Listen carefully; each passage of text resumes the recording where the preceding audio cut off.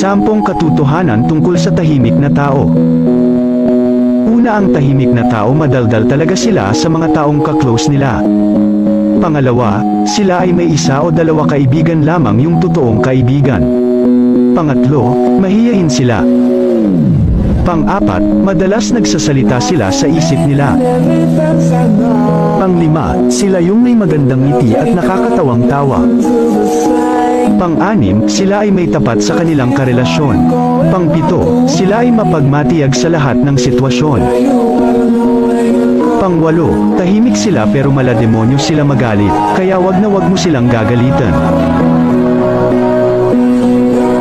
Pang-9, sinasarili nila ang nararamdaman nila kahit nasasaktan na sila. Pang-10, pag sila nakilala mo ng lubesan at maging komportable sila sa'yo, dun nila ipapakita ang totoong sila.